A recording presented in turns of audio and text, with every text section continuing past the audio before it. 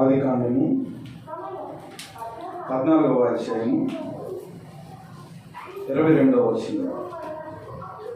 అబ్రహాము, నేనే అబ్రామును ధనవంతునిగా చేస్తున్నానని నువ్వు చెప్పకుండానట్లు ఒక నూలు పోగైనను చెప్పులు వారైనను నీ వాటిలో ఏదైనాను తీసుకొన్నని ఆకాశమునకును భూమికిని సృష్టికర్త అయిన సర్వోన్నతుడైన దేవుడైన యెహోవా ఎదుట నా చెయ్యి ఎత్తి ప్రమాణము చేసి ఉన్నాను.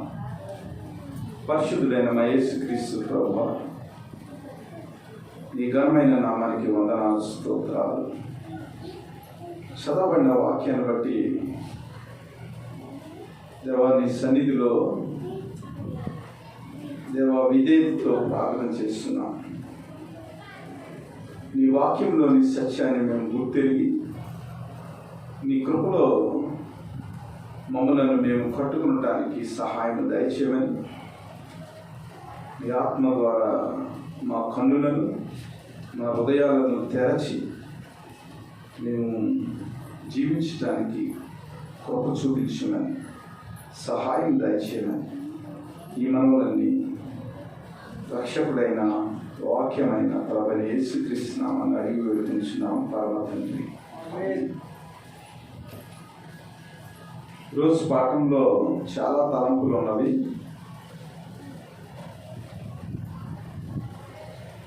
అయితే అబ్రహాం యొక్క జీవితాన్ని ఆలోచన చేసినప్పుడు అనేక విషయాలు మనము నేర్చుకోవచ్చు. మనల్ని సృజించిన దేవుడు సర్వాతీతుడైన దేవుడు, అత్యున్నతమైన దేవుడు, నమ్మదగిన దేవుడు. ఈ జగత్ విశ్వంలో అన్నిటికీ మించిన దేవుడు. విశ్వాస జీవితాన్ని మనం పరిశీలన చేసుకున్నప్పుడు అన్ని విషయాల్లో కూడా ఆయన నమ్మదగిన దేవుడుగా మనకు ఉన్నా, ఆశీర్వదించే దేవుడుగా, ఆదరించే దేవుడుగా, అన్ని విషయాల్లో ప్రభు యొక్క ఆ స్వభావాన్ని, ప్రభు యొక్క ఆ మహిమను మన జీవితాల్లో ఆయన ఒలకబోస్తూ ఉంటాడు. అయితే దేవుడు పిలిచి మనకు వాగ్దానం ఇచ్చినప్పుడు ఆ వాగ్దానము మనలో నెరవేరటానికి ఆయన విధేయతను, విశ్వాసాన్ని కోరుకుంటాడు. అంటే వాగ్దాన నెరవేర్పుకి విధేయత, విశ్వాసము చాలా ముఖ్యమైనవి. ఆ విశ్వాసాన్ని మనం రుజువుపరుచుకునేదానికి ఆయన ఏం చేస్తారంటే ఒక పరీక్ష పెడతారు. ఆ పరీక్షలో మన నమ్మకత్వాన్ని, మన సంతృప్తిని, మన విశ్వాస్యతను మనం నిలబెట్టుకోవాలి. నిలబెట్టుకున్నప్పుడు మన విశ్వాస స్థాయిని బట్టి దేవుని యొక్క ఆశీర్వాదాన్ని మనం పొందుకుంటూ ఉంటాం. ప్రభువైన దేవుడు విశ్వాస పరీక్షలో మనల్ని ప్రవేశపెట్టినప్పుడు ఆ విశ్వాస పరీక్షలో మన యొక్క నమ్మకత్వాన్ని, దేవుడు మనకిచ్చిన దాని విషయంలో సంతృప్తిని మనం కనపరిచినప్పుడు దేవుని యొక్క వాగ్దానము విశ్వాస్యతలో వ్యక్తమవుతుంది. మనం సింపుల్గా దాని గురించి ఆలోచన చేసినట్లయితే మన విశ్వాస స్థాయిని బట్టి వాగ్దాన స్థాయి నెరవేరుతుంది. కొంచెముగా విత్తిన వాడికి కొంచెము ఫలము, విస్తారముగా విత్తిన వాడికి విస్తారమైన ఫలము. అలాగే మన విశ్వాస స్థాయి చక్కగా ఉందనుకోండి, ఆ స్థాయికి తగ్గట్లుగా దేవుని యొక్క ఆశీర్వాదము పరలోకం నుంచి కుమ్మరించబడుతుంది. అబ్రహాం యొక్క జీవితాన్ని మనం ఆలోచన చేసినట్లయితే 12వ అధ్యాయంలో అబ్రహాముని దేవుడు పిలిచాడు. ఇదిగో నేను ఎక్కడికైతే నడిపిస్తానో అక్కడికి నువ్వు నడవమని చెప్పినప్పుడు చాలా విశ్వాసంతో అబ్రహాము తనకున్న సమస్తాన్ని తీసుకుని దేవుడు చెప్పే ఆ మార్గంలోనికి నడిపించబడ్డాడు. 13వ అధ్యాయంలోకి వచ్చేటప్పటికి అబ్రహాం యొక్క స్థితి ఎలా ఉందంటే, అబ్రహాము వెండి బంగారము పశువులు కలిగి బహుధనవంతుడై ఉండేను. 12వ అధ్యాయంలో పిలిచేటప్పటికే అబ్రహాము చాలా గొప్ప వ్యక్తి. 13వ అధ్యాయంలోకి వచ్చేటప్పటికి అబ్రహాము చాలా ధనవంతుడిగా ఉన్నాడు. ధనవంతుడుగా ఉన్న పరిస్థితుల్లో అబ్రహాముని దేవుడు పరీక్షించాలని అనుకున్నాడు. చాలామంది కొంచెంలో నమ్మకాన్ని ప్రదర్శిస్తారండి, కానీ ఎక్కువలో నమ్మకాన్ని ప్రదర్శించలేరు. కొన్ని విషయాలు మాట్లాడితే చాలా వివాదాస్పదంగా ఉంటాయి. 12,000 జీతంలో 10,000 జీతంలో 1,000 రూపాయలు ఇచ్చేదానికి చాలా సంతోషంగా ఇస్తారు. కానీ 1,00,000 రూపాయల జీతంలో 10,000 ఇవ్వాలంటే చేతులు రావు.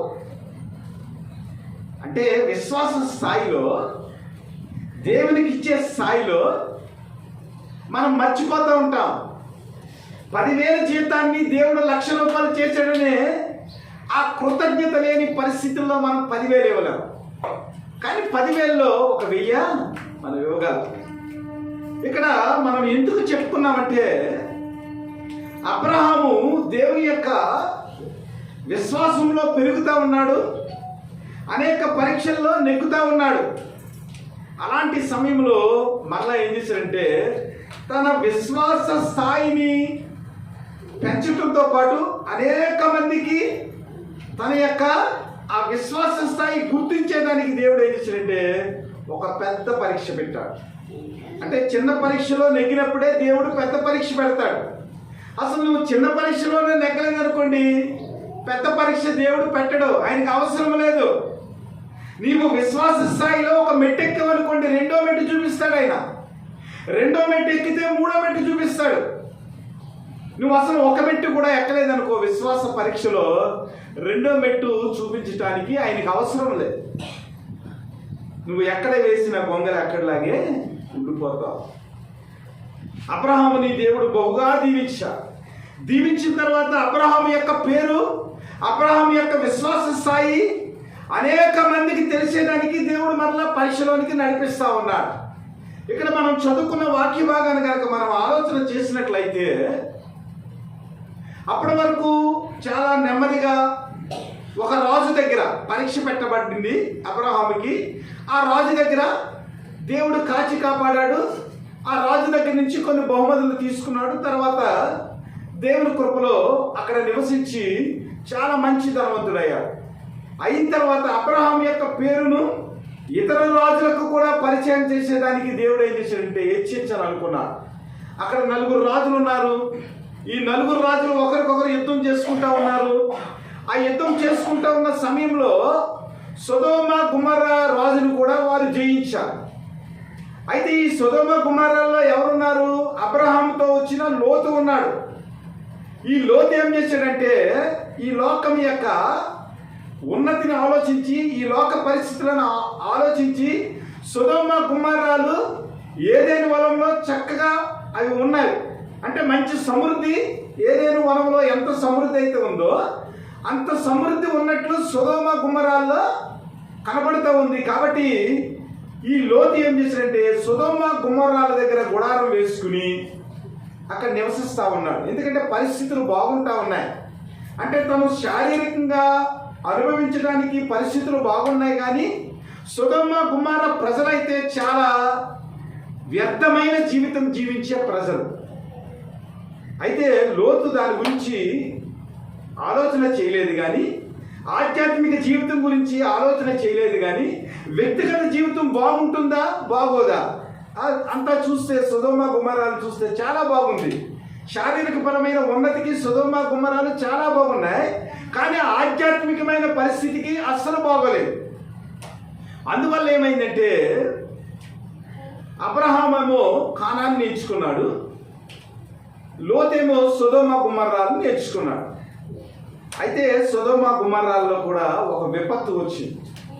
అక్కడ ఉన్న 4 రాజులు బయలుదేరి యుద్ధం చేసుకుని ఈ గొమెర్రా సొదొమ ఆ రాజుని, బెర అతని పేరు, వారందరినీ కూడా జయించాడు. వారితో పాటు సొదొమ గుమర్రాల్లో నివసిస్తున్న లోతును కూడా పట్టుకున్నాడు. లోతును పట్టుకుని లోతు కలిగిన సమస్తాన్ని కూడా తీసుకుని వెళ్ళిపోయాడు.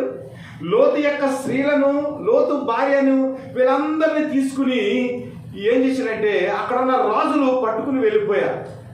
ఈ వార్త అబ్రహాము తెలిసింది. ఇదిగో నీ సహోదరుడైన లోతు కలిగిన సమస్తాన్ని కూడా పట్టుకుని వెళ్ళిపోయాడు, కాబట్టి నీవు వచ్చి వారిని విడిపించాలని ఆ గుంపులో ఉన్న వ్యక్తి ఒక అతను ఏం చేశాడంటే తప్పించుకుని వచ్చి అబ్రాహాముకి చెప్పాడు. అప్పటికి అబ్రహాం పేరు మార్చబడలేదు, అబ్రాహాముగా ఉన్నాడు. ఈ అబ్రాహాముకి చెప్పినప్పుడు ఏం చేశాడంటే అబ్రాహాము రాత్రి వేళ అతనికి కలుగున్న వ్యక్తులందరినీ తీసుకుని వెళ్ళి, అప్పటికే అబ్రహాము అమోరీలను ఏలేలు వనంలో నివసిస్తూ ఉన్నాడు. అక్కడ కొంతమంది వ్యక్తులు ఉన్నారు. మనం ఇక్కడ చదువుకున్నట్లుగా ఆనేరు, ఎస్కేలు, మమ్రే, ఈ 3 విభాగాల్లో కొంతమంది వ్యక్తులు ఉన్నారు. ఆ వ్యక్తులందరూ కూడా సహాయం చేశారు. సహాయం చేసిన తర్వాత రాత్రి వేళ వీరందరూ కూడా ఏం చేశారంటే ఎవరైతే మరి లోతును తీసుకుని వెళ్ళిపోయారో వారితో యుద్ధం చేసి వారందరినీ కొట్టి దమస్కుకి ఎడం వైపునున్న హోబా మట్టుకు తరిమి ఆస్తి యావత్తు తిరిగి తెచ్చి తన తమ్ముడైన లోతును, అతని ఆస్తిని, స్త్రీలను, ప్రజలను తిరిగి తీసుకుని వచ్చాడు. అతడు కదురులో యామేరు అతనితో కూడా ఉన్న రాజులను ఓడించి తిరిగి వచ్చినప్పుడు సొదొమ రాజు అతను ఎదుర్కొన్నటకు రాజు లోయ, షావే లోయ మట్టుకు బయలుదేరి వచ్చాడు. అంటే అక్కడ రాజులందరినీ కూడా వీరు తరిమారు. అబ్రహాముతో 318 మంది మంచి పట్టుగల సైనికులు ఉన్నారు. వీరు ఎలాంటి వాళ్ళంటే మొనలో తీరిన సైనికులు. వీరందరూ ఏం చేశారంటే రాత్రిపూట మరి యుద్ధం చేసి వారందరినీ జయించి మరి అబ్రాహాము సహోదరుడైన లోతును తన కలుగున్న ప్రతిదాన్ని కూడా తీసుకుని వచ్చారు. అబ్రహాము గురించి, లోతు గురించి మనం ఆలోచన చేసినప్పుడు ఒక ఆధ్యాత్మిక పాఠం ఉంటుంది. అదేమిటంటే క్రైస్తవులుగా మనము ఎక్కడైతే యేసుక్రీస్తులో బలపడమో, ఎక్కడైతే యేసుక్రీస్తులో మనం సహవాసం చేస్తే మన ఆధ్యాత్మిక స్థితి ఉన్నతంగా ఉంటుందో అలాంటి పరిస్థితులనే మనం ఎన్నుకోవాలి. కానీ శారీరకపరమైన ఉన్నతి గల ప్రదేశాలను కనుక మనం ఎన్నుకుంటే అక్కడ మన ఆధ్యాత్మికత పోయే అవకాశం ఉంది. సొదొమ గుమారాలు చాలా దుష్టులు నివసిస్తున్న ప్రదేశం, కానీ ఇక్కడ ఆహారం ఉంది. ఎంత ఆహారం ఉందంటే అక్కడ నిర్విచారమైన ఆహార స్థితి అన్నాడు బైబిల్లో. అంటే ఎలాంటి స్థితి అంటే ఏ విధమైన విచారం లేకుండా భోంచేసే స్థితి. మనకు ఎలా ఉంటుంది? ఈరోజు పనిలోకి వెళ్తే ఆ వచ్చిన జీతంతో రేపు పొద్దున్న మనం భోజనం చేస్తాం. లేదా ఒక ఉద్యోగస్తుడిని నెలంతా పని చేస్తే నెల గడిచిన తర్వాత వచ్చే జీతంతో మళ్ళీ ఆ నెలంతా గడుపుకుంటాడు. కానీ సొదొమ గుమర్రాల యొక్క పరిస్థితి అలాగలేదు. నిర్విచారమైన స్థితి, అంటే ఏ విధమైన విచారం లేకుండా వారికి ఎప్పుడు కావాలంటే అప్పుడు భోజనం అనమాట. అంటే కష్టపడకుండా సుఖించి భోజనం చేసే స్థితి. అలాంటి స్థితిని లోతు ఎన్నుకున్నాడు. కానీ తన ఆధ్యాత్మిక స్థితి ఏమైందంటే చాలా దుర్భరమైన పరిస్థితుల్లో తర్వాత మనం 19వ అధ్యాయం చూసినప్పుడు మనకు అర్థమవుతుంది. కాబట్టి క్రైస్తవులుగా మనము మన యొక్క సహవాసాన్ని, మన యొక్క పవిత్రతను మనం నిలబెట్టుకునేదానికి ఆధ్యాత్మికమైన స్థితి ఎక్కడైతే బాగుంటుందో, యేసుక్రీస్తులో మనం ఎక్కడ బలపడగలుగుతామో అక్కడ మనం ఏం చేయాలంటే నివాసం ఉండటానికి, అలాంటి పరిస్థితుల్లో మనం నివసించడానికి మనం ఏం చేయాలంటే నేర్చుకోవాలి. కానీ లోతు యొక్క విషయాన్ని గురించి మనం ఆలోచన చేసినప్పుడు సొదొమ గుమర్రాలు చాలా చక్కగా ఉన్నాయి కాబట్టి అక్కడ నివసించడానికి ఆ ప్రదేశాన్ని ఎన్నుకున్నాడు. కానీ అక్కడ కూడా విపత్తు వచ్చింది. కానీ ఎడారిలో మనం నివసించినప్పటికీ దేవుడు మనతో ఉన్నట్లయితే ఆ ఎడారిలో కూడా జీవజల నదులను ప్రవహింపజేసే దేవుడు మన దేవుడు. కాబట్టి దేవుని యందు విశ్వాసం ఉంచిన వాడు, అది ఎడారి ప్రదేశమైనా, అది లోయ అయినా, దానిలో నివసించడానికి ఏం చేస్తారంటే దేవుని యొక్క ప్రణాళికలో, దేవుని యొక్క ఆ చిత్తంలో నివసించడానికి ముందుకు సాగుతారు. అలాగే ఎడారి ప్రదేశాన్ని ఎవరు తీసుకున్నారంటే అబ్రహాం తీసుకున్నాడు. మరి నిర్విచారమైన సుఖస్థితిని ఎవరు ఎన్నుకున్నారంటే లోతు ఎన్నుకున్నాడు. అయినప్పటికీ కూడా లోతు జీవితంలో కష్టం వచ్చింది, అబ్రహాం జీవితంలో ఆశీర్వాదం వచ్చింది. ఆ లోతుని విడిపించుకుని వచ్చిన తర్వాత అక్కడ దేవుడు ఒక ఏర్పాటు చేశాడు. మరలా ఎప్పుడైతే వారిని విడిపించుకుని వచ్చాడో, ఆ కదెరులో యామెరు ఆ రాజును ఓడించి తిరిగి వచ్చినప్పుడు సొదొమ రాజు కూడా ఎదుర్కొనడానికి వచ్చాడు లోతు దగ్గరికి. అలాగే అదే సమయంలో షాలేము రాజు కూడా వచ్చాడు. ఈ లోతు గురించి, అబ్రహాం గురించి మనం ఎందుకు చెప్పుకోవాలంటే, ప్రతి విషయంలో కూడా దేవుడు క్రైస్తవులకి 2 ఆప్షన్స్ ఇస్తూ ఉంటాడు. ఆ ఆప్షన్స్లో what is the best option అనేది మనం ఎన్నుకునే ఆ వివేచన మనకు కలిగి ఉండాలి. విజయం వచ్చింది తన జీవితంలో. విజయం వచ్చినప్పుడు ఆ విజయాన్ని కాంక్షించి ఇద్దరు వచ్చారు. ఒక అతనేమో మరి సొదొమ రాజు వచ్చాడు, ఒక అతనేమో షాలేము రాజు వచ్చాడు. ఈ సొదొమ రాజేమో ఈ లోకానికి సంబంధించిన రాజు, ఈ షాలేము రాజేమో ఆధ్యాత్మిక స్థితికి సంబంధించిన రాజు. ఈ రాజేమో షాలేము రాజేమో ఆధ్యాత్మికమైన ఆశీర్వాదాలు, పరలోక ఆశీర్వాదాలు నింపడానికి వచ్చాడు. అదే గొమెర్రా రాజు అయితే ఈ లోకపరమైన ఆశీర్వాదాలు నింపడానికి వచ్చాడు. కానీ అబ్రహాము ఎన్నుకున్న విధానంలో పరలోక సంబంధమైన దేవుని చిత్తాన్ని ఎన్నుకున్నట్లుగా మనం చూస్తూ ఉన్నాం. వారు యుద్ధానికి వెళ్ళారండి. యుద్ధానికి వెళ్ళినప్పుడు 4 రాజుల మీద యుద్ధం చేయాలి. కానీ 318 మందితోనే యుద్ధానికి వెళ్ళాడు ఎవరు? అబ్రహాం. కానీ 318 మందితో యుద్ధానికి వెళ్ళినా అక్కడున్న 4 రాజులు 5 రాజులను అందరినీ ఓడించి వచ్చారు. అంటే ఇందులో మనం ఏమి నేర్చుకోవాలంటే, మన యొక్క జీవితంలో విజయం రావాలంటే దేవుని యొక్క తోడు అవసరం. దేవుని యొక్క తోడు లేకుండా కొన్ని లక్షల మంది సైన్యంతో మనం వెళ్ళినప్పటికీ మనకు అపజయం ఉంటుంది. రాజుల గ్రంథాన్ని మనం చదివినట్లయితే అనేక సందర్భాలలో దేవుని యొక్క చిత్తం లేకుండా వెళ్ళిన వారు ఓడిపోయి సంహరించబడ్డారు. అనేక సందర్భాల్లో దేవుని యొక్క చిత్తంతో వెళ్ళిన వారు దేవుని యొక్క ప్రేమను చూడగలుగుతారు. మన న్యాయాధిపతుల గ్రంథానికి వెళ్ళామనుకోండి, అక్కడ శత్రువులతో యుద్ధం చేయటానికి 3 లక్షల మంది బయలుదేరారు. 3 లక్షల మంది బయలుదేరితే దేవుడు అన్నాడు, ఒరే బాబు, 3 లక్షల మందితో మీరు యుద్ధం చేసినట్లయితే మేము నెగ్గాము, మా సామర్థ్యాన్ని బట్టి మేము నెగ్గామని అనుకుంటారు. 3 లక్షల మంది వద్దు కానీ 27 లక్షల మందిని వెనక్కి పంపించారంట. 27 లక్షలు కాదు, 27,000 మందిని వెనక్కి పంపించారంట. ఆ తర్వాత 3,000 మంది ఉంటారు. ఆ 3,000 మందిలో మరలా ఏం చేస్తారంటే దేవుడు కేవలము 300 మందిని సెలెక్ట్ చేస్తాడు. ఆ 300 మంది కూడా యుద్ధం ఏమి చేయరు. దేవుడు ఒక మార్గాన్ని చూపిస్తాడు. ఒరే, వాళ్ళు వచ్చినప్పుడు మీరు ఏం చేయాలంటే దివిటీలు వెలిగించి కుండల బద్దలు కొట్టండి అంటాడు గిజ్జోతో. వాళ్ళందరూ వచ్చినప్పుడు దేవుని యొక్క ప్రణాళిక చెప్పున వారు ఏం చేస్తారంటే దివిటీలు వెలిగించి కుండల బద్దలు కొడతారు. ఇదేనా యుద్ధమా? యుద్ధానికి వెళ్ళేవారు దివిటీలు వెలిగించుకుని కుండల బద్దలు కొడితే యుద్ధంలో విజయాన్ని సాధిస్తాం మనం. కానీ దేవుడు ఏదైనా ఒక మాట చెప్తే ఆ మాట ప్రకారం మనం చేస్తే ఏమవుతుందంటే దేవుని యొక్క ప్రణాళికలో యుద్ధము జరిగించేవాడు యెహోవా గనక ఆయన చెప్పినట్లు మనం చేస్తే సరిపోతుంది. అక్కడ 300 మందితో దేవుడు గిజ్యోనికి ఏం చేశాడంటే విజయాన్ని చేకూర్చాడు. ఇక్కడ 318 మందితో ఏం చేశాడంటే 4 రాజుల మీద అబ్రహాముకి విజయాన్ని ఇచ్చాడు. యోనాతాను ఉన్నాడు, సౌలు కుమారుడు, దావీదు స్నేహితుడు. అరే బాబు, మనం యుద్ధానికి వెళ్దాం పదా ఫిలిష్తీయుల మీద కంటే. ఆయుధాలు మోసేవాడు ఒకడు ఉంటాడు యోనాతానికి. వాడు అంటాడు, అయ్యా మనము చాలా తక్కువ మంది, మనం అంతా కలిస్తే ఒక 20 మంది ఉంటాం. ఈ 20 మంది కలిసి మనం వాళ్ళ మీదకి యుద్ధానికి వెళ్తే మనకి జయం ఏమొస్తుందంటే, ఓరి పిచ్చోడా, యుద్ధం చేసినప్పుడు యుద్ధం మన పక్షాన దేవుడు జరిగిస్తాడు, కొద్దివారా లేకపోతే ఎక్కువ మంది అనేది కాదురా నాయన, మనం ఎంతమంది ఉంటే అంతమందితో పాటు దేవుడు ఉంటాడు, కాబట్టి మనం యుద్ధానికి వెళ్దాం పదని ఆ ఆయుధాలు మోసేవాడితోటి మరి యోనాతాను ఆయుధాలు మోసేవాడు ఇద్దరు వెళ్తారు యుద్ధానికి. ఆ ఇద్దరు వెళ్ళి మొత్తం ఉన్న అక్కడ శత్రువులందరినీ జయిస్తారు.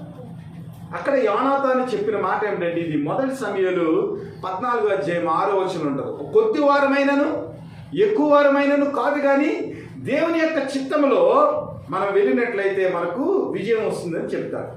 అలాగే అబ్రహాము 4 రాజుల మీదకి 318 మందితో మరి యుద్ధానికి వెళ్ళి జయించినప్పుడు ఎంత పేరు వస్తుంది?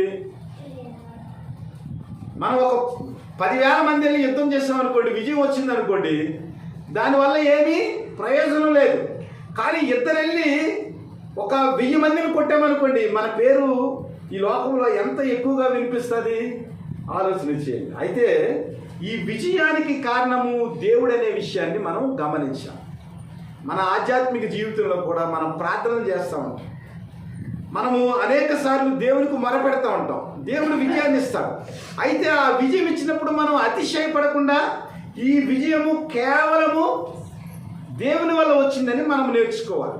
మనము ఈ శరీరంలో మనం నివసిస్తున్నప్పుడు భౌతిక సంబంధమైన ఆత్మీయ సంబంధమైన అనేక విషయాల్లో మనం శోధనలోనికి నడిపింపబడతాం. అయినప్పటికీ కూడా మనం ప్రార్థన చేసినప్పుడు, మన క్రైస్తవ విశ్వాస పోరాటంలో మనం ప్రార్థన చేసినప్పుడు, దేవుణ్ణి మొరపెట్టినప్పుడు అది ఇచ్చేదంతా కూడా ఎవరంటే దేవుడే. ఈరోజున సండే స్కూల్లో మేము ఒక వాక్యం చెప్పుకున్నాం. అదేమిటంటే, దావీదు యుద్ధానికి వెళ్ళినప్పుడు శత్రువులు 10,000 మంది వచ్చినప్పుడు కూడా దేవుడు ఏం చేస్తాడంటే వారి దవడను విరగొడతాడండి. వారి దవడను ఏం చేస్తాడు? విరగొడతాడండి. దావీదు గొర్రెల కాపరిగా ఉన్నప్పుడు అనేక సమస్యలు వచ్చినాయి. గొర్రెల మీదకి ఎలుగుబంట్లు వచ్చినాయి, సింహాలు వచ్చినాయి, పుళ్ళు వచ్చినాయి. కానీ దావీదు ఏం చేశాడంటే వాటన్నిటిని కూడా దేవుని యొక్క ఆత్మ చేత వాటినన్నిటినీ చంపాడు, గొర్రెలను సంరక్షించాడు. ఆ తర్వాత గొర్రెల కాపరి ఏమయ్యాడు? రాజు అయ్యాడు. రాజు అయిన తర్వాత అనేక యుద్ధాలు చేశాడు. అప్పుడు కూడా దేవుని ప్రార్థించాడు. దేవుని ప్రార్థించినప్పుడు దేవుడు ఏం చేశాడంటే విజయాన్ని ఇచ్చాడు. గొర్రెలను కాచినప్పుడు దేవుడు విజయాన్ని ఇచ్చాడు. ప్రజలే గొర్రెలుగా ఉన్నప్పుడు వారికి కాపరిగా ఉండి అప్పుడు కూడా దేవుడు విజయాన్ని ఇచ్చాడు. మన ఆధ్యాత్మిక జీవితంలో కూడా, మన కుటుంబ జీవితంలో కూడా, మన పిల్లల ఎడ్ల లేదా సంఘం ఎడ్ల, సమాజం ఎడ్ల మనకి ఏదైనా విజయం కావాలంటే కేవలము విజయాన్ని దయచేసేవాడు ప్రభు. అందుకని ఏమన్నాడంటే ఆయన ఒకే ఒక మాట చెప్పాడు, నేను దేనికిని భయపడను, నా రక్షణకు ఆధారము యెహోవాయే, రక్షణ యెహోవాది. తన ప్రజల ఎడల ఆయన, తన ప్రజల కొరకు ఆయన ఆశీర్వాదాన్ని కుమ్మరించేవాడు, వారిని ఆశీర్వదించేవాడు. ఎందుకంటే నేను ఎవరికి భయపడను, రక్షణ యెహోవాది, యెహోవాయే నాకు ఆధారం అన్నాడు. కాబట్టి మన యొక్క పరిస్థితుల్లో మనం నేర్చుకోవాల్సింది ఏమిటంటే, మనకి ఏదైనా విజయం వచ్చినప్పుడు అది కేవలము దేవుని వల్ల వచ్చిందని మనం గమనించి, నేను ప్రార్థన చేసినందువల్ల ఇలాగ జరిగింది అనే అతిశయం కాదు, కానీ నా ప్రార్థన ఆయన విని నా మొరను ఆలకించి ఆయన కృపలో నాకు రక్షణ దయచేశాడు, ఆయన కృపలో నాకు అద్భుతాన్ని చేశాడు, ఆయన కృపలో నాకు ఆరోగ్యాన్ని ఇచ్చాడు, ఆయన కృపలో నాకు ఉద్యోగాన్ని ఇచ్చాడు, ఆయన కృపలో నాకు సమస్తాన్ని దయచేశాడు, సమస్త మహిమ దేవునికే చెల్లును గాకనే ఆ మైండ్ సెట్లో క్రైస్తవులందరూ ఉండాలి. నా అనేది ఎప్పుడైతే వచ్చిందో ప్రభు 2వ స్థానంలోనికి వచ్చేసినట్లే. కాబట్టి ఇక్కడ మరి షాలేము రాజుకి అలాగే గొమెర రాజులు ఇద్దరు కూడా మరి అబ్రహాం యొక్క ఆ స్థితిని చూసి వారిద్దరు కూడా వచ్చారు. వచ్చిన తర్వాత షాలేము రాజు అయిన మెల్కీషెదెకు రొట్టెను ద్రాక్షారసము తీసుకుని వచ్చాను. అతడు సర్వోన్నతుడకు దేవుని కుమారుడు.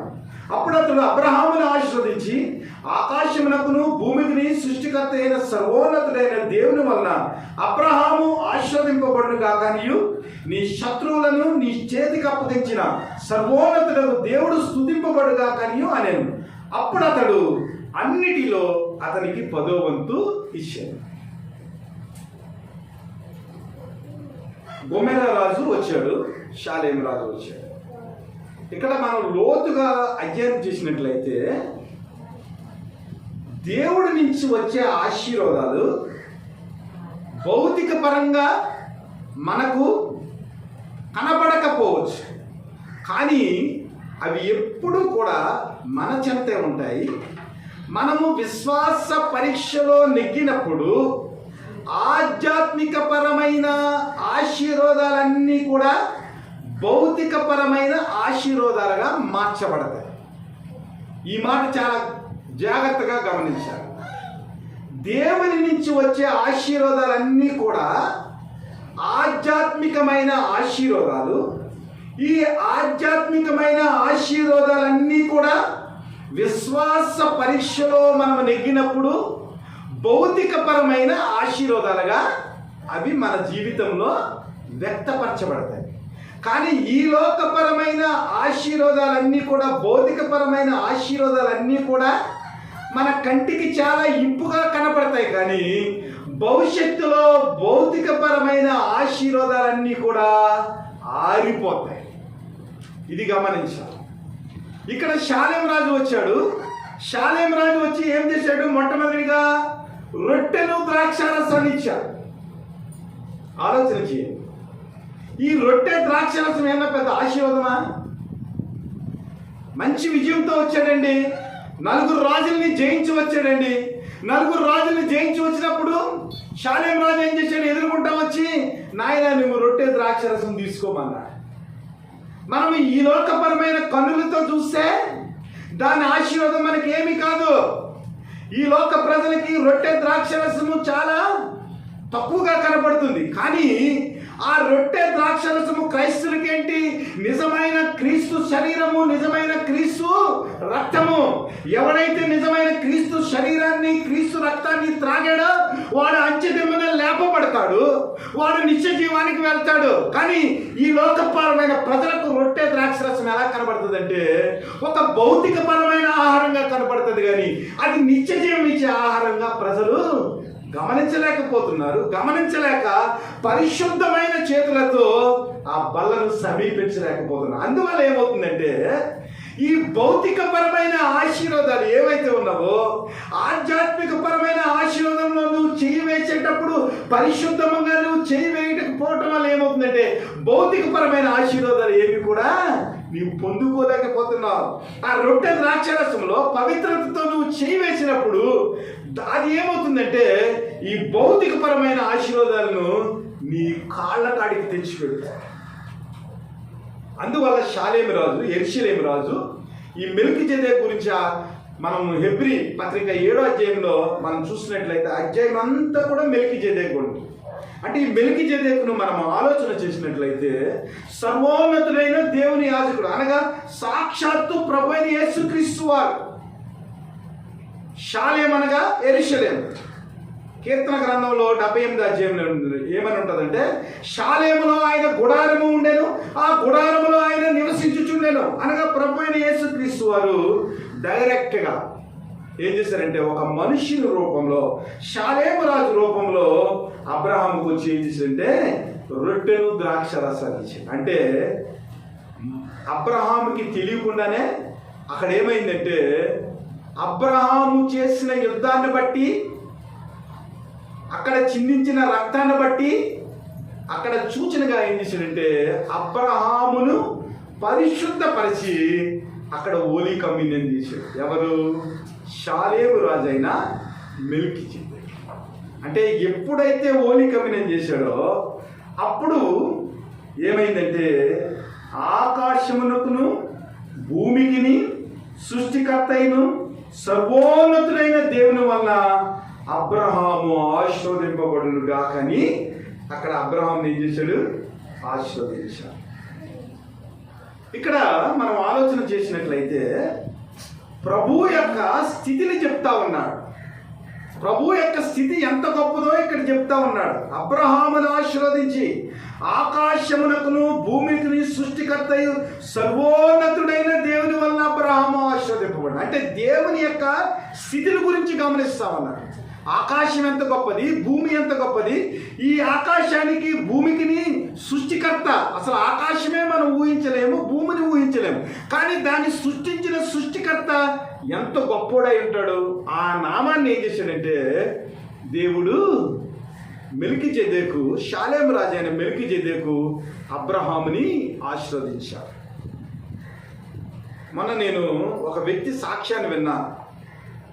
ఆ వ్యక్తి పని ఏమిటంటే ఉదయం 9 గంటల నుంచి రాత్రి 10:30 వరకు యేసు రక్షకుడు, యేసు అందరినీ ప్రేమిస్తున్న ఒక బోర్డు మంచి సెంటర్స్లో అలా ఎత్తి చూపిస్తూ ఉంటాడు. అంతే ఆ పరిచర్య.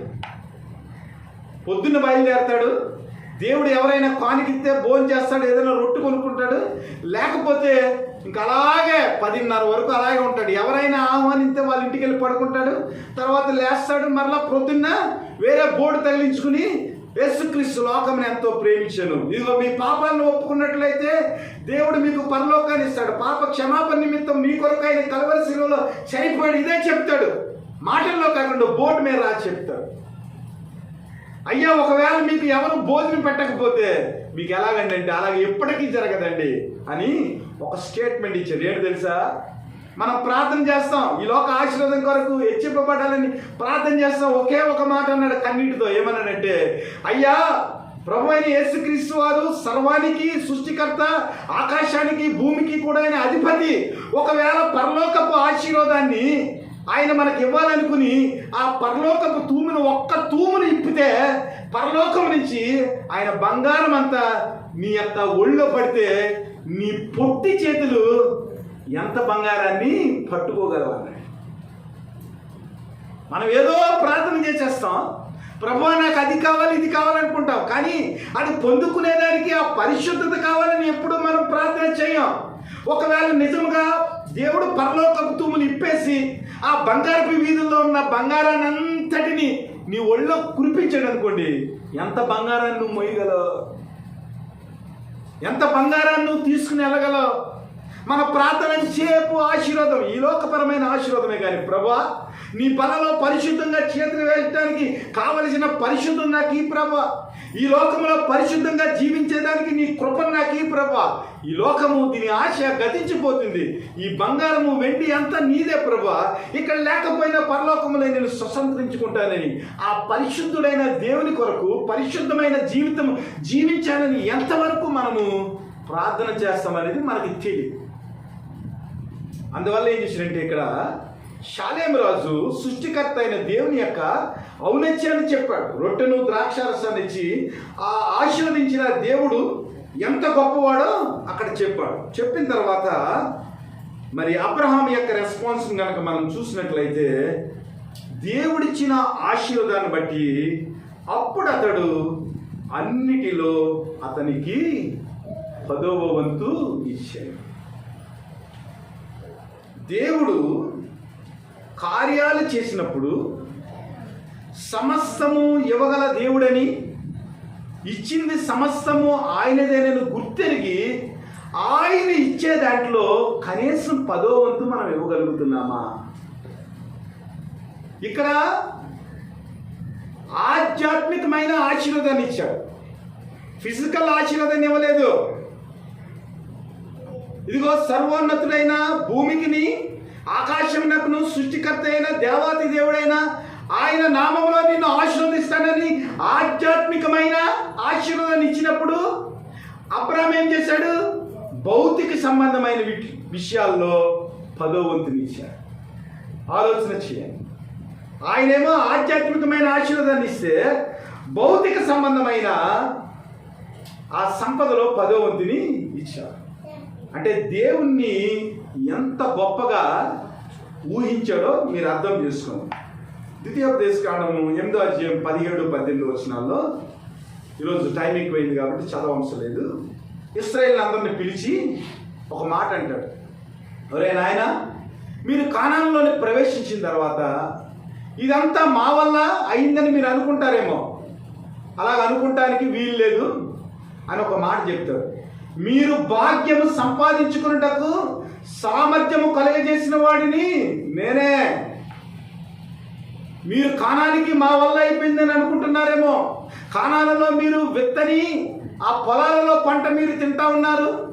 అలాగే మీరు తవ్వని బావుల్లో నీటిని మీరు అనుభవిస్తూ ఉన్నారు. కట్టని ఇండ్లలో మీరు నివసిస్తారు. అక్కడికి వెళ్ళిన తర్వాత మా వల్ల వచ్చిందని మీరు అనుకుంటారేమో, కానీ సమస్తము నా వల్ల వచ్చింది. సమస్త భూమి, సమస్త ఆకాశము, సముద్రంలో ఉన్న జీవరాశులు అన్నీ నావే, మీవి ఏమీ లేవు. కాబట్టి మీరు భాగ్యము సంపాదించుకున్నటకు సామర్థ్యము కలగజేసిన వాడిని నేనే. ఆరోగ్యం లేకపోతే సిక్ అయిపోతే జీతం రాదు. అదే దేవుడి సామర్థ్యాన్ని ఇచ్చాడు అనుకోండి, మనం ఏం చేస్తామంటే జోసెఫ్ గారు చెప్పినట్లు 70 సంవత్సరాలైనా కూడా మనం ఏం చేయగలం? పని చేయగలం. అదే దేవుడి సామర్థ్యం ఇవ్వలేదు అనుకోండి, 25 సంవత్సరాలైనా మన చేతులు పని చేయటానికి ఒప్పుకో. ఇంకా మరి రోమపత్రికలో చూసినట్లయితే రోమలు అంటాడు, అసలు దేవునికి ముందుగా ఇచ్చి ఆయన మెప్పును పొందగలను వాడెవడు?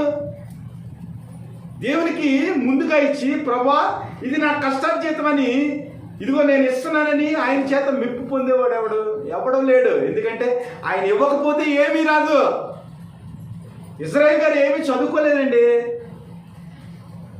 అసలు ఏమీ చదువుకోలేదు అని దేవుడు డ్రైవర్ ఉద్యోగం ఇచ్చాడు. అనేక మంది డిగ్రీలు చదివిన వాళ్ళు ఉన్నారు, పిహెచ్డీలు చేసిన వాళ్ళు ఉన్నారు, ఏ ఉద్యోగం లేకుండా ఖాళీగా తిరిగిన వాళ్ళు. అంటే దేవుడు ఇస్తేనే మన జీవితంలో ఏదైనా వస్తుంది. దేవుడు సామర్థ్యం ఇస్తేనే మనం సంపాదించడానికి కృప కలుగుతుంది. ఆయన సామర్థ్యం ఇవ్వకపోతే ఏమి ఉండదు. మన వెండి నాది, బంగారం నాది అని అనుకుంటూ అగ్గేలు అంటాడు, రే పిచ్చోళ్ళారా, ఇశ్రాయేలులారా, మీరు గొప్ప ధనవంతులయ్యారని అనుకుంటున్నారేమో, మీరు అతిశయపడుతున్నారేమో. వెండి, బంగారం సమస్తము దేవుడి. అసలు భూమే దేవుడిదిరా. అసలు భూమిలోంచి ఇవన్నీ లోహాలు వస్తాయి కాబట్టి సమస్త భూమి దేవుడిది అయినప్పుడు వెండి నాది, బంగారం నాది నువ్వు ఎందుకు చెప్తున్నావు? కాబట్టి మనము నేర్చుకోవాల్సింది ఏమిటంటే, ప్రభువు మనకు సహాయం చేసినప్పుడు, ప్రభువు మన జీవితంలో ఒక కార్యాన్ని చేసినప్పుడు, ఆయన సర్వశక్తిమంతుడని, సృష్టికర్తని, సమస్తము ఆయనదేనని మనం గమనించి ఆధ్యాత్మికమైన అనుభవంలోకి మనం నడిచినప్పుడు, ఆధ్యాత్మికమైన ఆశ్చర్యకార్యాలు మన జీవితంలో జరిగినప్పుడు, భౌతిక సంబంధమైన విషయాల్లో మనం దేవునికి 10వ వంతు ఇచ్చేవారిగా ఉండాలి. ఎందుకంటే ఆధ్యాత్మికమైన స్థితిలోనికి మనం నడిపించబడ్డప్పుడు ఆ ఆధ్యాత్మిక ఆశీర్వాదం భౌతిక సంబంధమైన ఆశీర్వాదంగా మన జీవితంలో వ్యక్తపరచబడుతుంది. కాబట్టి ఆ భౌతిక సంబంధమైన ఆశీర్వాదంలో మనం 10వ వంతు ఇచ్చినప్పుడు ఆధ్యాత్మిక సంబంధమైన ఆశీర్వాదంలోనికి మనము నడిపించబడతాం. ఈ ఒక్క పాయింట్ మీరు అర్థం చేసుకోవాలని నేను మీకు హెచ్చరిస్తూ ఉన్నాను. ఆ తర్వాత ఇక్కడ క్రైస్తవులుగా చాలా విషయాలు మనం నేర్చుకోవాల్సి వచ్చింది. ఆ తర్వాత సొదొమ రాజు మనుషులను నాకు ఇచ్చి ఆస్తిని నీవే తీసుకున్నామని అబ్రహాముతో చెప్పగా, అబ్రహాము నేనే అబ్రహామును ధనవంతునిగా చేసినని నువ్వు చెప్పకున్నట్లు ఒక నూలు పోగైనను చెప్పుల వారైనను నీ వాటిలో ఏదైనా తీసుకున్నని ఆకాశమునకును భూమికి సృష్టికర్త అయిన సర్వోన్నతుడును దేవుడినైన యెహోవా ఎదుట నా చెయ్యి ఎత్తి ప్రమాణము చేయించున్నాను. చూడండి, సొదొమ రాజు ఏం చేశాడు? షాలేము రాజేమో ఆధ్యాత్మికమైన ఆశీర్వాదాన్ని ఇచ్చాడు, పరలోక సంబంధమైన ఆశీర్వాదాన్ని ఇస్తే సొదొమ రాజు ఏం చేస్తున్నాడంటే భౌతిక సంబంధమైన ఆశీర్వాదాన్ని ఇస్తా ఉన్నాడు. ఇదిగో నా మనుషులను నాకు ఇచ్చేసి నువ్వేం చేస్తావంటే నాకున్న ఆస్తి ఏదైతే ఉందో ఆస్తి అంతా మొత్తం నువ్వే తీసుకో, నాకేమీ అవసరం లేదు. మనం ఏం చేస్తామండి? మనం ఏం చేస్తాం? నాకు తెలిసిన ఒక అన్నయ్య ఉన్నాడు, ఇది సజీవ సాక్ష్యం. అక్కడ ఒక శివాలయం కడతా ఉన్నారు. శివాలయానికి పక్కన అన్నయ్య యొక్క పొలం ఉంది, అరెకరం పొలం ఉంది.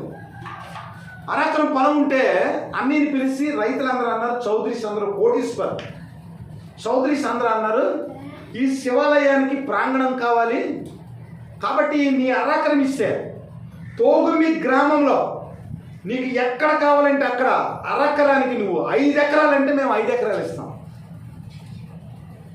అన్న పేరు చిన్నరాజు. ఏ పేరు? చిన్నరాజు అన్నయ్య. నీకు నీ అరాకరం ఇచ్చేసినట్లయితే శివాలయానికి ప్రాంగణం వస్తుంది. నీకు కావలసిన పొలం నువ్వు గోదావరి గట్టు పక్కన కావాలా, ఆవలో కావాలా, ఎక్కడ కావాలో నీకు ఏమి కావాలంటే అక్కడ అరెకరానికి బదులు 5 ఎకరాలు ఇస్తావు, నీ పొలం ఇస్తావు అన్నప్పుడు అన్నాడు, ఇది నా పితరుల కష్టార్జితం, నా పితరుల స్వాస్యం. ఒక్క నూలు పోగు కూడా నేనేమను, నన్ను చంపేసిన పర్లేదు కానీ నా యొక్క పొలంలో 1 సెంటు కూడా ఏమన్నా నిలబడ్డాడు. అన్ని పక్షంగా మేమందరం నిలబడ్డాం, ప్రార్థన చేసాం. అంటే భౌతిక సంబంధమైన ఆశీర్వాదాల కొరకు మనం ఏం చేస్తామంటే ఒక్కొక్కసారి ఆత్మ సంబంధమైన ఆశీర్వాదాలను అమ్మేస్తూ ఉంటాం. ఒక పూట కూటి కొరకు జాస్తత్వాన్ని అమ్మివేసిన యాషావు లాంటి వారు మీలో ఎవరైనా ఉన్నారేమో పరిశీలన చేసుకోండి. భౌతిక సంబంధమైన విషయాల గురించి ఆత్మ సంబంధమైన దేవుని యొక్క ఆ నిత్య స్వాస్యాన్ని, జ్యేష్ఠత్వాన్ని, ప్రభు అయిన యేసుక్రీస్తుని అమ్మేసే స్థితిలోనికి ఎవరైనా ఉన్నారేమో చూసుకోవాలి. ఇక్కడ సొదొమ రాజు కూడా అదే ఆఫర్ ఇచ్చాడు. ఇదిగో నీకు ఏమి కావాలంటే అది మనుషులను నాకు ఇచ్చి నువ్వేం చేయాలి, మొత్తం ఆస్తి అంతా తీసుకోమంటే అబ్రహాం అన్నాడు, ఇదిగో నేనే అబ్రహామును ధనవంతునిగా చేసినని నువ్వు చెప్పకుండానట్లు 1 నూలు పోగైనా నువ్వు చెప్పుల వారైనా నీ వాటిలో ఏదైనా నువ్వు తీసుకున్నని ఆకాశమునకు నువ్వు భూమికి నీ సృష్టికర్త అయిన సర్వోన్నతుడు నువ్వు దేవుడైన యెహోవా ఎదుట నేను ప్రమాణం చేస్తా ఉన్నా. మనం ఎలా చెప్పగలమా? మనకి ఏదైనా ఆఫర్ వచ్చినప్పుడు మనం ఎలా చెప్పగలమా? క్రైస్తవులకి నేర్చుకోవాల్సింది ఏమిటంటే సంతృప్తికరమైన జీవితాన్ని మనం నేర్చుకోవాలి. ప్రభు ఏది ఇస్తే అదే మనకు ఆశీర్వాదమైన ఆ స్థితిలోనికి మనము ఆలోచన కలిగి ఉండాలి. ప్రభు నాకు ఇదే ఇచ్చాడా, ఇదే నాకు ఆశీర్వాదం. ఇప్పుడు నాకు ఒక పెద్ద చర్చ ఇచ్చేసి 10,000 మంది విశ్వాసం ఇచ్చేసాడు అనుకోండి, వాళ్ళందరికీ సరిపడే వాక్యం చెప్పగల సామర్థ్యం నాకు ఉండాలి కదా. 10,000 మందికి వాక్యం చెప్పగలిగే, 1,00,000 మందికి వాక్యం చెప్పగలిగే సామర్థ్యం నాకు ఉండాలి కదా. ఉంటే ప్రభు ఇస్తాడు.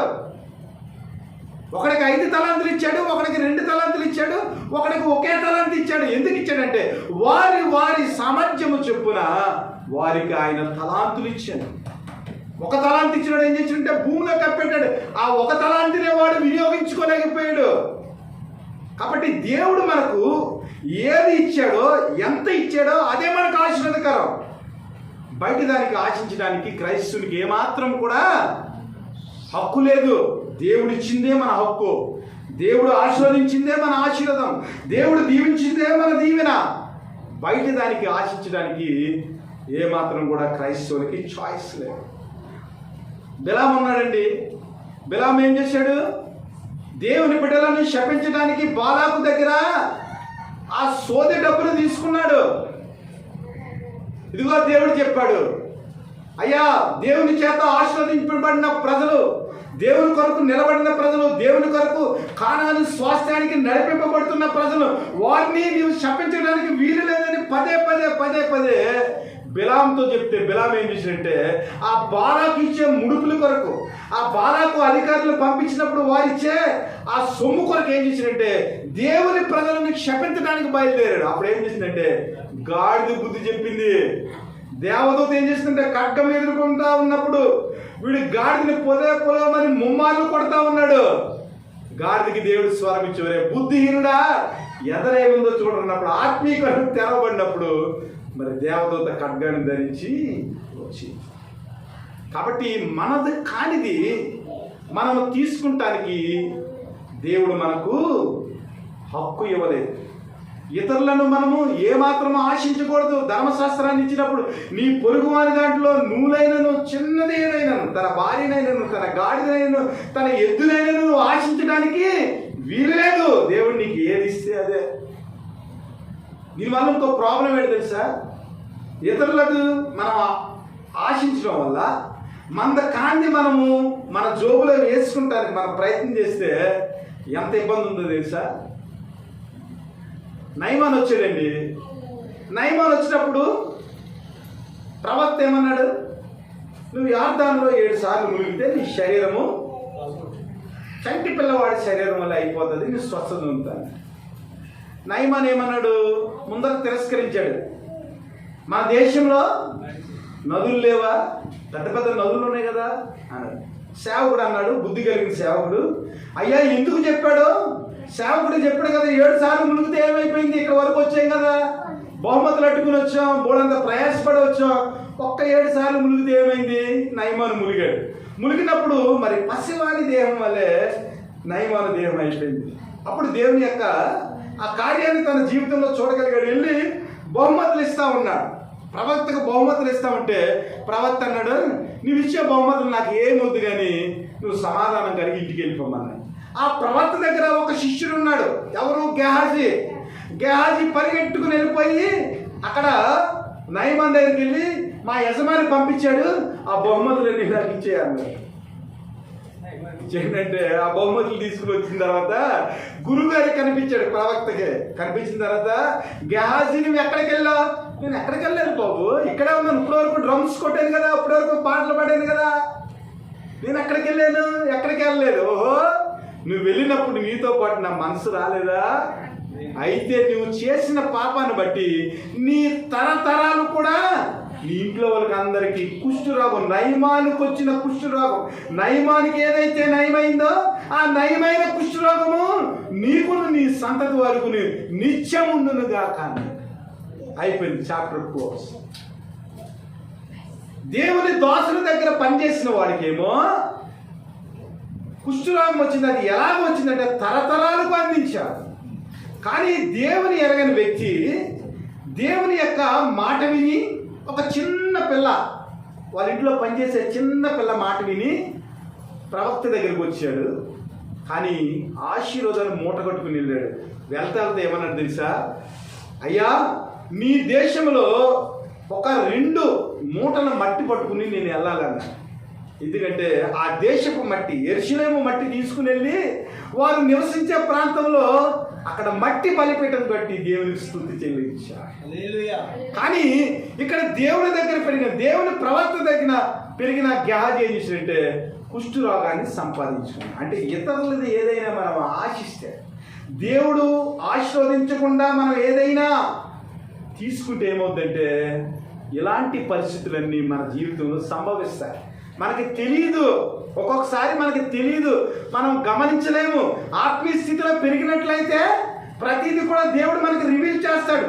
వాతమైబడిన మనస్సాక్షితో ఉన్నాం అనుకోండి, పోతే పోయిందిలే, ఏమవుతుందిలే, తర్వాత చూసుకుంటచ్చు కదా. మన ఎదురుగుంటా మన మనవడు అసలు మాటలు రాని స్థితిలో ఉంటే, మన ఎదురుగుంటా మన పిల్లలు, మన మనవలు దేవుని శాపంతో ఒకవేళ వారు మన ముందు ఆడుకుంటూ ఉంటుంటే ఎంత బాధో కదా.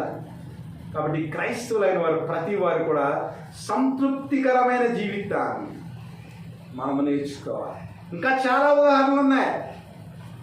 యెరోబాము ఒక రాజు ఉన్నాడు. ఏలియా దగ్గరికి వచ్చాడు. ఏలి దగ్గరికి వచ్చి, నేను బలిపీఠం కడుతున్నాను, బలిపీఠం మీద మొత్తం మీ దేవుని సేవకులు ఎవరైతే ఉన్నారో, యెహోవా సేవకులు ఎవరైతే ఉన్నారో వారందరినీ హతం చేస్తున్నారు. బలిపీఠమా, బలిపీఠమా, యెహోవా సేవకులను నువ్వు మృంగుమన్నాడు. అప్పుడు వచ్చాడు ప్రవక్త, వచ్చాడు, అరే పిచ్చివాడా, దేవుని ప్రజలను మింగాలని చూస్తా ఉన్నావు, ఇదిగో మొత్తం అగ్ని చేత మీరందరూ కాల్చబడతారు, మరి బలిపీఠం కూడా కూల్చబడుతుంది, మొత్తం అంతా బూడిదైపోద్ది అన్నాడు. పట్టుకుంటారా దేవుని సేవకుని అన్నాడు. పట్టుకుని లోపల ఏమైందంటే ఆ యెరోబాము చెయ్యి అంతా ఎండిపోయింది. ఎండిపోయి మొత్తం అంతా కూడా చెయ్యి లాగేసింది. లాగేసినప్పుడు అప్పుడు వెంటనే ప్రవక్తని, అయ్యా నా కొరకు ప్రార్థన చేయను, నా కొరకు ప్రార్థన చేయమంటే ఎలీషా వెంటనే ప్రార్థన చేశాడు, ప్రభువా వాడు బుద్ధిహీనతను క్షమించి మరలా వాడి చెయ్యి వాడికి రాజు కాదంటే వెంటనే మరలా చెయ్యి వచ్చింది. అప్పుడు యెరోబాము అంటాడు, ఆ ప్రవక్తను మన ఇంటికి తీసుకుని రండి, వాడికి భోజనం పెడదాం, సౌకర్యాలు ఇద్దారంటే, అన్యుడైన నీ దగ్గర కనీసం నీ ఇంటిలో నీ రాజ్యంలో సగం ఆస్తి ఇచ్చినప్పటికీ కూడా నీ దగ్గర భోజనం చేయను, మంచినీళ్ళు కూడా నేను ముట్టుకోను. ఇదిగో నా దేవుడు ఏదైతే వాక్ ఇచ్చాడో ఆ వాక్కు ప్రవచించమని చెప్పాడు. ఇదిగో భవిష్యత్తులో నీ రాజ్యం అంతా నాశనం అయిపోద్ది, మీరందరూ కూడా ఏ బలిపీఠానికైతే నువ్వు నా దేవుని సేవకులు నువ్వు బలిస్తానన్నావు ఆ బలిపీఠం కింద మీరందరూ చచ్చిపోతానని శపించి వెళ్ళిపోడు. నీ రాజ్యం అంతా ఇచ్చిన, ఈ నీ ఇంటిలో సగం ఇచ్చినా కూడా నాకు ఏమాత్రం అవసరం లేదు. దేవుని బిడ్డలారా, మనది కానిది ఏది కూడా ఆశించడానికి వీలు లేదు. ఎందుకంటే ఆశించినప్పుడు దాని ద్వారా మనకేమవుతుందంటే ప్రస్తుతానికి కాలం గడుస్తుందేమో, కానీ అదేమవుతుందంటే భవిష్యత్తులో మనకి అది శాపం కింద మారుతుంది. కాబట్టి అబ్రహాం ఏమన్నాడంటే, నువ్వు ఇచ్చే దాంట్లో నూలు పోగైనా కూడా, చెప్పులు వారైనా కూడా నాకు అవసరం లేదు. ఎందుకంటే రేపొద్దున ఏమంటామంటే, ఇదిగో నేను ఇచ్చాను కాబట్టి అబ్రహాము ఉన్నవాడయ్యాడు. ఈ లోకంలో ఎవరైనా నాకు ఆఫరింగ్ ఇచ్చారనుకోండి, నేను ఒక కారు కొనుక్కున్నాను, ఒక అన్యుడు ఒక 10 లక్షలు ఇచ్చి కారు కొనుక్కున్నాను, నేను కొనుక్కున్నాను అనుకోండి, ఆడు ఏం చెప్తాడంటే బయటికి వెళ్ళి పాలరాజు గారికి కారు కొనుక్కుంటాను డబ్బులు నేను ఇచ్చిన. అది దేవునికి మహిమ, వాడికి మహిమ. అంటే మనం చేసే ప్రతి క్రియలో, మనం మాట్లాడే ప్రతి మాటలో, అన్ని విషయాల్లో కూడా దేవుని యొక్క నామము మహిమపరచబడదు. కాబట్టి ఆ సొదొమ రాజు ఏదైతే ఆఫరింగ్ ఇచ్చాడో, ఆ ఆఫరింగ్ ఏం చేసిందంటే సర్వోన్నతుడైన సృష్టికర్త అయిన దేవుని పేరు చెప్పి ప్రమాణం చేసి ఏం చేశాడంటే, నువ్వు నాకు ఇచ్చేది ఏది కూడా వద్దని తోసుకొచ్చినట్లుగా మనం చూస్తా ఉన్నాం. అయితే ఈ పడుచువారు భుజించినది తప్ప నాతో కూడా వచ్చిన ఆనేరు, ఎష్కేలు, మమ్రే అని వారు ఏ ఏ భాగంలో రావాలనో ఆ భాగములు మాత్రము వారిని తీసుకొని నిమ్మని సొదొమ రాజుతో చెప్పాడు. అంటే సొదొమ రాజుతో ఉన్న కొంతమంది వ్యక్తులు అబ్రహాము యుద్ధానికి వెళ్ళినప్పుడు వారు హెల్ప్ చేశారు. వీరితో పాటు వారితో యుద్ధం చేశారు. వారి యొక్క తోడ్పాటు వల్ల ఏమైందంటే అబ్రహాము విజయంలో వారు కూడా పాలిభాగస్తులయ్యారు. వారు పాలిభాగస్తులైనందుకు ఏమన్నాడంటే అబ్రహాము, అయ్యా నాకైతే ఏమి వద్దు, కానీ వారు మన పక్షంగా యుద్ధం చేశారు. ఎవరు? ఆనేరు, ఎష్కోలు, మమ్రే అను వారికి ఏ ఏ భాగములు రావాలనో ఆ భాగములు మాత్రము వారిని తీసుకునిమ్మని సొదొమ రాజుతో చెప్పారు. అంటే మమ్రే వారు, ఎష్కోలు వారు, ఆనేరు వారు వారితో యుద్ధం చేశారు కదా, వారి యొక్క భాగాలు కూడా ఆ అన్యరాజులు తీసుకుని వెళ్ళిపోయారు కదా. కాబట్టి యుద్ధము చేశారు కాబట్టి ఆ యుద్ధము ద్వారా వారు ఆ యుద్ధంలో పాలుపందులు పొందుకుని వారు కష్టపడ్డారు. కాబట్టి వారు కోల్పోయినది ఏదైతే ఉందో, వారి భాగాలు ఇతర రాజులు ఏమైతే తీసుకుని వెళ్ళిపోయారో వారి యొక్క భాగాలన్నీ కూడా వారికి ఇమ్మని రిక్వెస్ట్ చేశాడు. అంటే అక్కడ దేవుడు మాట్లాడతాడు కదా, నూర్చెడు ఎద్దుకి మనం ఏం చేయాలో చెక్కం పెట్టుతారు. కళ్ళంలో ఎద్దు ఏం చేస్తుంది? నూరుతుంది. అది ఆ కళ్ళాన్ని తినడానికి అర్హత ఉంది కాబట్టి దానికి చిక్కం పెట్టొద్దు అన్నాడు, మూతి కట్టవద్దు అన్నాడు. అలాగే మీరేం చేశారు? యుద్ధంలో పాలిభాగస్తులు అయ్యారు. ఆ యుద్ధంలో విజయం రావడానికి దేవుడిచ్చిన సహకారులుగా ఆ మమ్రేలు వారు, ఎష్కోలు వారు, ఆనేలు వారు అబ్రహాంకి సహాయం చేశారు. కాబట్టి వారు కోల్పోయిన భాగాలు ఏమైతే ఉన్నావో అవన్నీ కూడా వారికి ఇమ్మని రిక్వెస్ట్ చేశారు. కాబట్టి దేవుని యొక్క ఆ విశ్వాస పరీక్షలో అబ్రహాము నెగ్గినట్లుగా మనం చూస్తాం. ఎప్పుడైతే విశ్వాస పరీక్షలో నెగ్గాడో భూలోక సంబంధమైన ఆ ఆశీర్వాదం నుంచి పరలోక సంబంధమైన నిబంధనలో 15వ అధ్యాయంలో మనం అబ్రహాముని చూస్తాం. కాబట్టి ప్రియ దేవుని బిడ్డలారా, క్రైస్తవులుగా మనము నేర్చుకోవాల్సిన విషయాలు ఏమిటంటే, దేవుడు మనల్ని పిలిచినప్పుడు దేవుని యొక్క రక్తంలో కడగబడిన వారముగా అన్ని విషయాల్లో ఆయన మన విజయాన్ని ఇస్తారు. అయితే దేవుడిచ్చిన విజయాన్ని బట్టి మనం ఏమాత్రము కూడా అతిశయపడటానికి వీలు లేదు.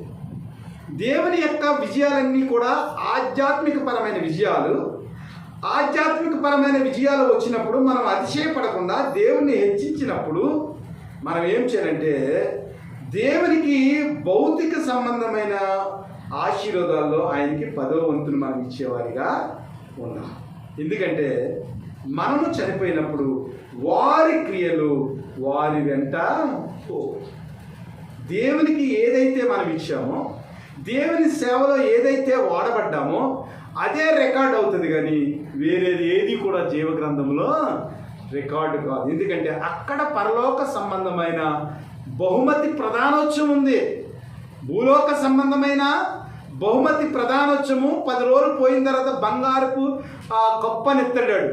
పైన బంగారంలా కనపడుతుంది. 10 రోజులు షోకేస్లో పెడితే మొత్తం ఆ కప్పులో ఉన్న కోటింగ్ అంతా ఊడిపోయి మట్టి పాత్రలా కనపడుతుంది. కానీ ప్రభు ఇచ్చే బహుమతి అలా ఉండదు. ఆయన ఇచ్చే బహుమతి ఎప్పటికీ స్థిరంగా ఉంటుంది. పరలోకంలో ఆయన మన కొరకు బహుమతి ప్రధానోత్సవాన్ని ఆయన జరిపిస్తున్నాడు. కాబట్టి మనం ఏం చేయాలంటే ఆత్మ సంబంధమైన ఆశీర్వాదాలు, భౌతిక సంబంధమైన ఆశీర్వాదాలుగా దేవుడు మన జీవితంలో మలిచినప్పుడు వాటిని మనం ఏం చేయాలంటే దేవునికి ఇచ్చేవారిగా ఉండాలి. అన్నిటికీ మించి సమస్తాన్ని మనకు దయచేసేవాడు సర్వోన్నతుడైన దేవుడు, సృష్టికర్త అయిన దేవుడు, ప్రభావం కలిగిన దేవుడు, సమస్తానికి మూలమైన దేవుడు అని మనం గుర్తెరిగి ఇతరులది ఏది ఆశించగా దేవుడిచ్చిందే మనకు ఆశీర్వాదం అని ఎంచి దానిలోనే సంతృప్తికరమైన జీవితాన్ని మనం జీవించాలి. నిన్న కథల భోజనానికి వెళ్ళాము రాజమండ్రిలో. వెళ్ళిన తర్వాత కుర్రోడు చాలా మంచి బిలీవర్. రాజమండ్రిలో జాంపేటలో ఒక గజం భూమి దొరకాలంటే చాలా కష్టం. చిన్న గది అండి, చిన్న గది. ఎంత గది అంటే 10x8 ఆ గది. 10x8. ఒక మంచి పిల్లని మా ఊరు అమ్మాయిని ఆ అబ్బాయికి ఇచ్చారు. అతను ఎంతో సంతోషంగా, పైగా రేకు షెడ్, చిన్న గది రేకు షెడ్. నాతో ఏమన్నాడంటే, పాస్టర్ గారు ఏమనుకోకండి, రేపొద్దున్న మీ సిస్టర్ వచ్చినప్పుడు ఈ ఇంట్లోనే ఉండాలి. దేవుడు నాకు ఇదే ఇచ్చాడు సార్, ఈ సెంటర్లో ఇదే ఇచ్చాడు, ఇదే ఉంది. అయినప్పటికీ మీ పిల్లలు మాకు ఇస్తున్నారు, వందనాలు అయ్యారు. కళ్ళ నీళ్ళు పెట్టుకుని కదా. ఆ చిన్న గదిలోనే చక్కగా అన్నీ, ఒక బెడ్ ఉంది, ఆ బెడ్ పక్కనే మరలా చిన్న కిచెను, బయట చిన్న బాత్రూమ్. ఎంత బాత్రూమ్ అంటే అది 3 అడుగులు ఉంటుంది బాత్రూము, ఒక 4 అడుగులు వెడల్పు ఉంటుంది, అంతే సింపుల్. దాంట్లోనే సంతృప్తి. మనమైతే ఏం చేస్తాం, రేకు షెడ్, చిన్న గది, 10x8 కదా, రేకు షెడ్ కదా, పాస్టర్ గారు చూపిస్తే మన పరువు పోతుందేమో. వెంటనే మేము ఏం చేసామంటే ప్రార్థన చేసి, ప్రభువా బిడ్డను దీవించండి దేవా, ఇరుకులో ఈ ఇల్లు విశాలత కలిగి ఉండాలి ప్రభువా, నీ చిత్తమైతే భవిష్యత్తులో విశాలమైన ఇల్లు ఈ రాజమండ్రిలోనే ఇవ్వాలి అని ప్రార్థన చేసినప్పుడు ఆ పెళ్లి కొడుకు కళ్ళ నీళ్ళు కాచాడు. మనమైతే ఏం చేస్తామంటే, చిన్న ఇల్లు అనుకో, దేవుడు అదే ఇచ్చాడు మనకి. పూర్వకాలం చూసుకోండి, మన పెద్దలందరూ ఎలాంటి ఇళ్లలో 10 మందిని కన్నారు. ఇప్పుడు పెద్ద భవనం మనకి ఇచ్చిన ఒక్కరిని కూడా కనలేకపోతున్నారు. 2 అయిన తర్వాత ఆపరేషన్ అన్నారు. ఆ చిన్న గదిలో 10 మందిని కన్నారు మన పెద్దలు. దేవుడిచ్చిన ఆశీర్వాదం అది రొట్టెైనా కూడా, ద్రాక్షరసమైనా కూడా, అదే మన జీవితాన్ని ఏం చేస్తుందంటే నిత్య జీవానికి నడిపిస్తుంది. కాబట్టి క్రైస్తవులు అందరూ నేర్చుకోవాల్సింది ఏంటంటే సంతృప్తికరమైన జీవితాన్ని జీవించడం నేర్చుకోవాలి. ప్రభువు ఏదిస్తే అదే ఆశీర్వాదం. అట్ ది సేమ్ టైం మనకు సహాయం చేసిన వారికి మనం గ్రాటిట్యూడ్ కలిగి ఉండాలి. 318 మంది, వాళ్ళతో పాటు ఆ 3 ప్రాంతాలకు చెందిన వారు అబ్రహాంకి సహాయం చేశారు. దానివల్ల ఏమన్నారంటే వారి భాగాలు వారికే వాళ్ళు.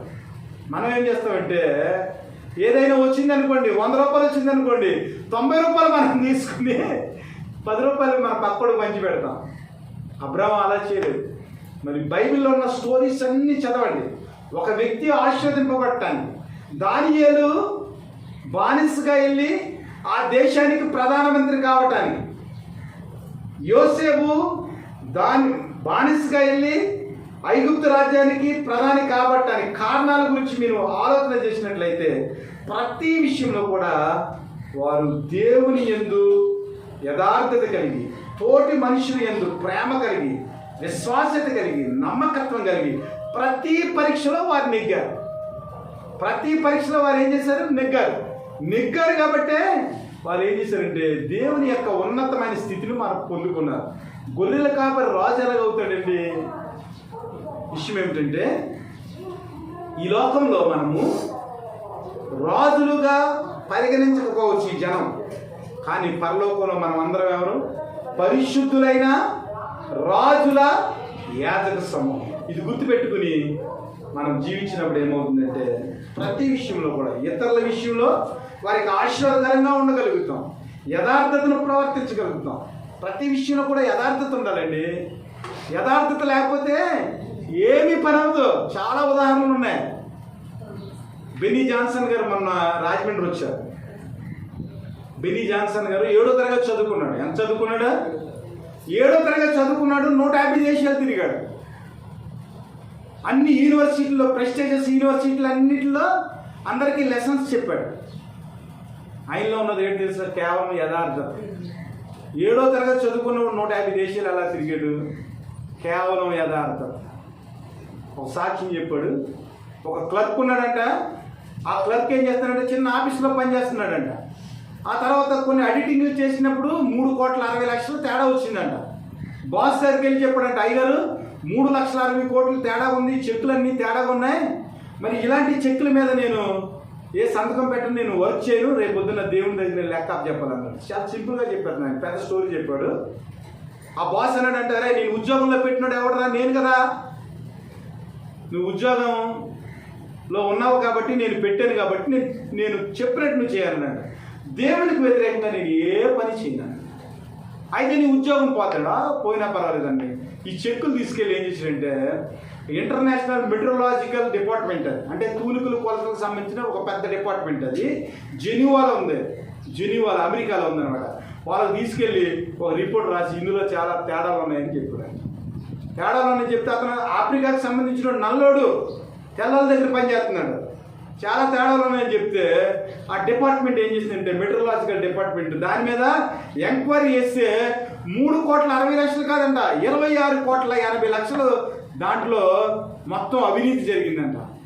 అవినీతి జరిగితే వెంటనే వీళ్ళు బాసు సంబంధించిన వాళ్ళు, ఆ అవినీతిలో ఎవరైతే కూరుకున్నారో, ఆ అవినీతిలో ఎవరైతే పాలిభాగస్తులు ఉన్నారో అందరినీ తీసేసి ఆ మెట్రోలాజికల్ డిపార్ట్మెంట్కి హెడ్ అని మనోని చేశారంట. దేవుని స్తోత్రం. ఇతనికి క్వాలిఫికేషన్ లేదు, ఆ పోస్టును పొందుకునేదానికి ఏ అర్హత లేదు. అతనికి ఉన్న ఒకే ఒక అర్హత ఏంటంటే దేవుని యందు మనుషులు యందు యథార్థంగా ప్రవర్తించే ఒక గొప్ప గుణం ఉంది. ఈ రోజున ప్రపంచంలో జెనీవాలో ఉన్న మెట్రోలాజికల్ డిపార్ట్మెంట్కి హెడ్ అఫీషియల్ ఎవరంటే దేవుణ్ణి యథార్థంగా నమ్ముకున్న ఆ వ్యక్తి. కాబట్టి దేవుడు ఏది ఇచ్చాడో అందులోనే మనం ఏం చేయాలి? సంతృప్తికరమైన జీవితాన్ని జీవించడానికి మనం నేర్చుకోవాలి. అందులోనే యథార్థంగా జీవించడానికి మనం నేర్చుకున్నప్పుడు సర్వోన్నతుడైన దేవుడు, సర్వ సృష్టికి అధికారి అయిన దేవుడు, సమస్తాన్ని సృజించిన దేవుడు, వెండి ఆయనది, బంగారం ఆయనది, సముద్రంలోని జీవరాశుల సమస్తం ఆయనవే. ఆయన అడిగితే కూడా పరమగీతాల్లో ఉంది, నేను నీ వాడను, నీవు నా దానవు, నావి నీవి, నీవి నావి అని. అంటే ప్రభు అయిన యేసు తీసుకున్నాయన్నీ కూడా ఎవరయ్యి? మనయే. మరలా మనం ప్రార్థన చేస్తాం, ప్రభా ఇవి ఇవి. అది కాదు ప్రార్థన. ప్రభా సమస్తం నీవే కాబట్టి ఇందులో ఉన్నాను, నేను తీసుకుంటున్నాను, నాకు ఇచ్చే ప్రభా, అంతే ప్రార్థన.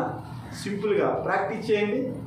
ఆ ప్రార్థన ప్రాక్టీస్ చేయడానికి దేవుడు పరీక్ష పెడితే సొదొమ నీ దగ్గర పంపితే నువ్వేం చేయాలి?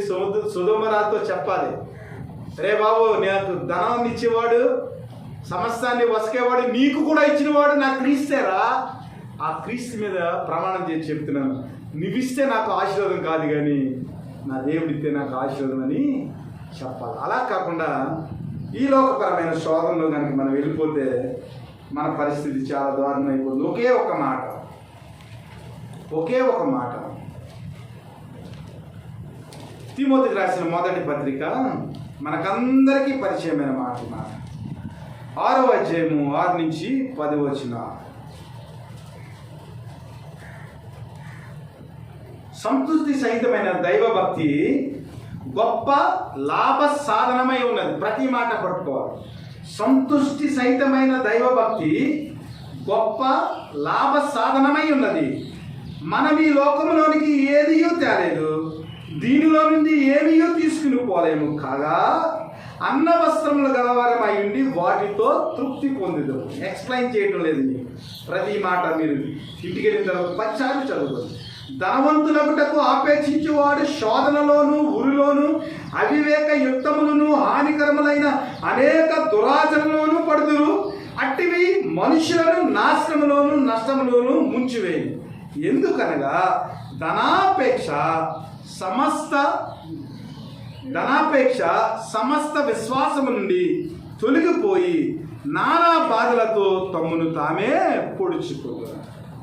అంటే ఎవడికైతే ధనాపేక్ష ఉంటుందో అక్కడ ఒక మాట చదువుతున్నది. ఎందుకనగా ధనాపేక్ష సమస్తమైన కీడులకు మూలము. కొందరు దానిని ఆశించి విశ్వాసం నుండి తొలగిపోయి నానా విధములైన బాధలతో తమ్మును తామే పొడుచుకుని ఫైనలైజ్ చేశారు. ఈ లోకంలో క్రైస్తవులు సంతుష్టికరమైన జీవితాన్ని జీవించాలి. అదే మనకు లాభం. ఎంత సంతోషంగా ఉంటే అంత లాభం. సంతోషం లేకుండా మనం ఫలావు తిన్నా అది అదీత్ అవుతుంది. సంతోషంతో మనం పచ్చి పులుసు చేసి తిన్నా అది బలంగా ఉంటుంది. కాబట్టి ఇక్కడ తిమోతితో చెప్తున్నారు, సంతుష్టి సహితమైన దైవభక్తి గొప్ప లాభ సాధనమై ఉన్నది. ఎందుకంటే మనం ఈ లోకంలోనికి ఏమీ తేలేదు, ఏమీ తీసుకుని పోలేము. కాబట్టి అన్న వస్త్రములు గలవారమైంది తృప్తి పొందుదాం. ఉందా మనకి తృప్తి? దానియేలు లాంటి తృప్తి ఉందా మనకి? రాజా నీ భోజనం మాకొద్దు, ఇది చాలా వ్యతిరేకమైన భోజనం, మాకు పప్పు సారే చాలు, నువ్వు ఇచ్చే పంది మాంసం మాకు వద్దు. రాజు పరిశీలించినప్పుడు అందరికంటే వాళ్ళ ముఖాలు వికసించినాయి అంట. బబులోను రాజ్యంలో ఉన్న జ్ఞానుల కంటే కూడా 10 వంతులు హెచ్చైన జ్ఞానం కలవారుగా షడ్రకు మేషకు అబ్దెనగోలు అక్కడ కనపడతా ఉన్నారు. కాబట్టి ధనవంతులు ఒకటి ఆపేక్షించేవారు శోధనలోను ఉరిలోను అవివేక యుక్తములను హానికరములైన అనేక దురాశలలోనూ పడుదురు. ఎన్ని ఉన్నాయో నష్టాలు చూడండి. శోధనలో పడతాం, శోధనలో పడినప్పుడు ఇంకా ముందుకెళ్ళిపోయామనుకో ఆ శోధన కాస్త ఊరైపోతుంది. చూసుకోండి, బిలాము ఏం చేశాడంటే దేవుడు చెప్పినప్పుడు ఏమాత్రము వినకుండా 4 సార్లు వెళ్ళాడు ఇశ్రాయేలు శపించడానికి. లాస్ట్కి 23 అధ్యాయంలో వచ్చేటికి బిలాముని తీసుకొచ్చి ఎక్కడున్నాడో తీసుకొచ్చి ఇశ్రాయేలు ఏం చేశారంటే మెడ మీద కత్తెట్టి నరికేశారు. ప్రభు చెప్పాడు శపించొద్దని, అయినా వెళ్ళాడు 4 సార్లు. తర్వాత ఇశ్రాయేలు ఏం చేశారంటే మెడ మీద కత్తెట్టి ఖడ్గముతో బిలాముని కట్ చేశారు. శోధన వచ్చినప్పుడు శోధన తప్పించుకోకుండా ముందుకెళ్ళామనుకోండి ఏమవుతుందంట? ఊరు వచ్చేస్తుందంట. ఆ తర్వాత ఊరి తర్వాత కోర్టు, అవివేక యుక్తములు హానికరములు, కోర్టుకి వెళ్ళవలసి ఉంటుంది. అనేక దురాశల్లో మనం పడిపోతాం. కాబట్టి అట్టివి మనుషులకు నష్టములోను నాశనంలోనూ ముంచివేస్తాయి. అర్థం కావటం లేదు ప్రజలకి. ఎందుకనగా ధనాపేక్ష సమస్తమైన కీడులకు మూలము. కొందరు దాన్ని ఆశించి ఇంకా ఇప్పటి వరకు మనకేం జరిగింది?